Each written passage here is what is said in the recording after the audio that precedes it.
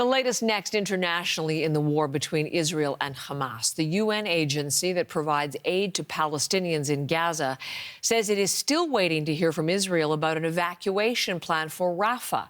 Israel is calling for UN help ahead of an expected ground offensive in the region. But an official with UNRWA says the agency won't help with any forced evacuation. Foreign Affairs Minister Mélanie Joly is voicing Ottawa's concern over Rafah, saying it'll be a focus for talks in Washington today between her and U.S. Secretary of State Antony Blinken. The operation would be devastating and is devastating to Palestinians and all those seeking refuge, including foreign nationals and including Canadians. What the Netanyahu government is asking them to do, which is to leave again, is unacceptable because they have nowhere to go. Video from Rafah shows Palestinian civilians preparing to move out of the city. United Nations agencies estimate 1.4 million people are now there, more than 1 million of them civilians who've already fled the ground offensive in the north. Joly says a sustainable ceasefire, more humanitarian aid, and a deal for the release of the remaining hostages in Gaza are all needed now.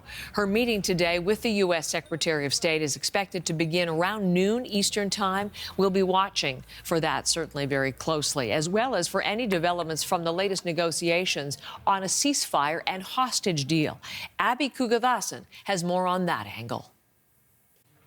Heather, mediators met in Paris last month. They're meeting in Cairo today. The directors of both U.S. and Israeli intelligence, along with officials from Qatar and Egypt. Hamas representatives are not present. Now, U.S. President Joe Biden from the White House saying there are key elements up for discussion, but admitted there are some gaps. But how big are these gaps, and can they even be minimized to reach a deal? That's, of course, the big question, particularly because the Netanyahu government has given no indication that it's ready to stop this war.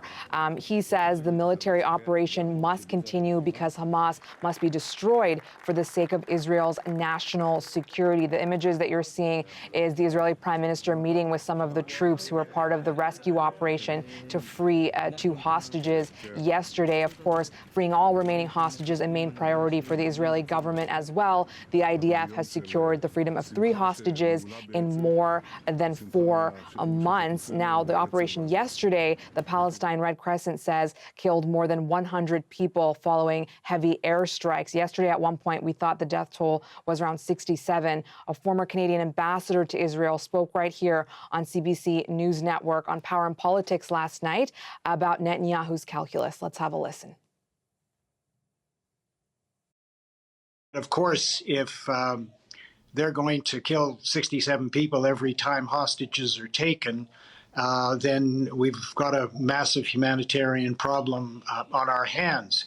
Bibi has said that he wants a plan for moving in a big way. He thinks he's got the Hamas leaders cornered and the hostages in this small area, but it will be a humanitarian disaster.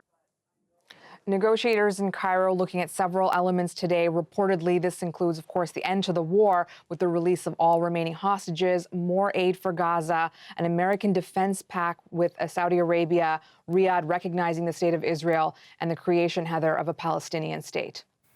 We are, Abby, as well, hearing more from the U.S. president ahead of the expected Israeli ground offensive into Rafah. What is Joe Biden now saying?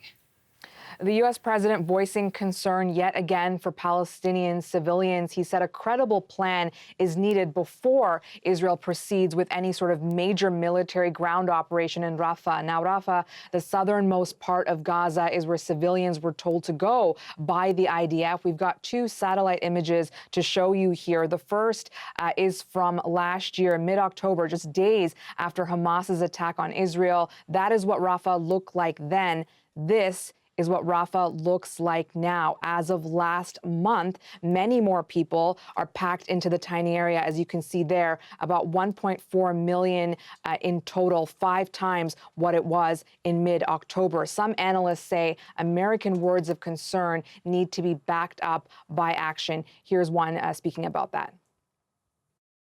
We have seen for the last 4 months, the United States keeps saying, yes, we want Israel to do something, but they are not willing to put any kind of conditions on the kind of support they have so far provided Israel. It puts into question all their other plans about the region. So if they cannot stop an attack in Rafah, who's going to put any stock in their plans to have regional normalization, integration, two-state